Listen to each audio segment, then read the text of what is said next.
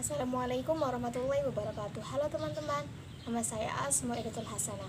Saya seorang santriwati pesantren Jamsu Izul Islami Bumiayu. Pada kesempatan video kali ini, saya akan sedikit menjelaskan tentang hal-hal yang membatalkan sholat atau permasalahan dalam hal-hal yang membatalkan sholat di dalam kitab Fathul Mu'in. Dan sebelum itu, mari kita mengirimkan hadiah Al-Fatihah untuk mu'allif atau pengarang kitab Fathul Mu'in, yakni alim ulama Ilahutati Syair ulama Syekh Zainuddin Abdul Aziz Al-Malibari. Bismillahirrahmanirrahim. Alhamdulillahirabbil alamin arrahmanirrahim maliki yaumiddin. Iyyaka na'budu wa iyyaka nasta'in ihdinas siratal mustaqim siratal ladzina an'amta 'alaihim ghairil maghdubi 'alaihim waladdallin. Seperti yang kita ketahui bahwa hal-hal yang membatalkan sholat yang kita ketahui mungkin tentang yang umum saja, misal kentut, tertidur dan lain-lain. Tapi di dalam kitab Fathul Mu'in itu dijelaskan lebih detail hal-hal apa saja yang membatalkan sholat. Yang pertama, saya akan membacakan dulu kitab Fathul Mu'in ini. Yang pertama yaitu Bismillahirrahmanirrahim. Bismillahirrahmanirrahim. Wa bi fi'lin kathirin, lan sebab penggawean kathirin kang akeh, yakinan hale yakin, min ghairi saking liyane, jinsin opo jenis, af'aliha piro-piro penggaweane sholat, yang swadaro lamun metu opo fi'lin kathirin mimman saking wong alimah kang ngerti sopo man tahrimahu ing harome fi'lin kathirin. Yang pertama itu penjelasan dari apa yang tadi saya bacakan, yakni hal-hal yang termasuk membatalkan sholat, yakni perbuatan yang banyak dengan yakin dari perbuatan itu tidak termasuk perbuatan dalam sholat dengan berturut-turut. Nah, di sini tuh ini membatalkan bagi orang yang tahu bahwa hal itu dilarang atau tidak tahu tapi tidak beruzur, kecuali dalam sholat khauf dan sholat sunnah dalam perjalanan.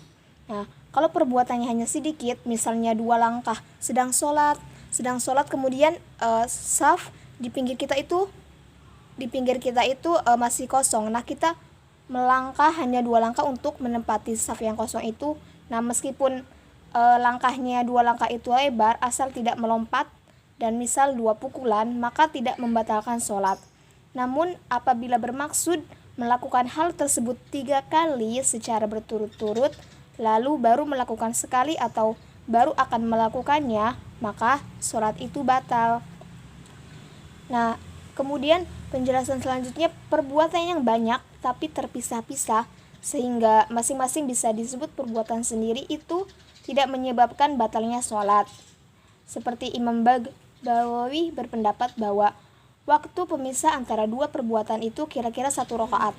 Kemudian permasalahan yang kedua yang akan saya bacakan, yakni fatahri kuha mengko utawi ngubahake telapak tangan salasan kelawan 3 ambalan wilaan lan nuli-nuli. Iku mubtilun batal ake la illa kejaba an yakuna yento ono bihi kelawan wong jarobun opo budi. Nah, penjelasan kedua dari apa yang saya tadi bacakan, yakni hal yang membatalkan sholat termasuk adalah menggerakkan telapak tangan 3 kali berturut-turut itu membatalkan, kecuali kalau menderita penyakit gatal. Misal kita sedang melakukan sholat kemudian kita menggerakkan telapak tangan 3 kali berturut-turut, nah itu membatalkan sholat. Tapi dikecualikan bagi orang yang mempunyai penyakit seperti gatal, seperti gudik, itu karena seseorang itu tidak mampu untuk menahannya, maka itu tidak membatalkan. Begitupun menurut guru Ibnu Hajar berkata, karena hal menahan gatal penyakit itu, karena hal itu tidak batal sholatnya orang yang diuji dengan gerakan tak terkendali yang menimbulkan perbuatan banyak. Nah, diuji dengan gerakan tak terkendali di sini adalah itu diberikan ujian mempunyai penyakit gatal yang tidak bisa kita tahan untuk tidak menggaruknya. Jadi dalam hal itu boleh menggerakkan telapak tangan 3 kali dan itu tidak membatalkan sholat. Kemudian menggerakkan tangan dan mengembalikannya dengan langsung dalam menggaruk itu dianggap 1 kali. Sama dengan ketika kita mengangkat tangan dari dada dan meletakkannya pada tempat yang digaruk juga dianggap 1 kali gerakan. Nah, yakni jika gerakan kedua langsung dilakukan setelah kedua pertama, jika tidak, maka masing-masing dianggap 1 gerakan menurut pendapat guru Ibnu Hajar. Pada intinya adalah ketika kita sholat itu maksimal hanya dibolehkan gerak itu 3 kali. Kemudian jika melebihi 3 kali berturut-turut dengan maksud tidak penting, itu membatalkan sholat.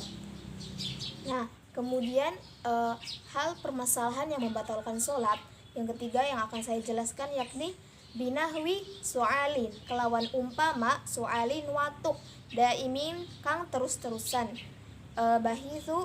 bihaisu kelawan sekirone lam yakhlu ora sepi zamanun opo mongso minal waktu saking waktu yas'us sholata kang temut opo waktu ing sholat bila kelawan tonpo soalin watuk mubtilin kang batal ake kola ngendiko sopo syaihuna guru ingsun alladzi utawi kaul yadharu kang pertela opo kaul afu iku afu di ngapuro anhu saking man wala lan ora kodoa iku wajib dikodo alai atase man law syufia lamun waras sopoman. Penjelasan ketiga dari apa yang saya bacakan yang berkaitan dengan hal-hal yang membatalkan sholat atau sesuatu yang ketika kita mengalaminya ketika sholat. Nah, yang ketiga ini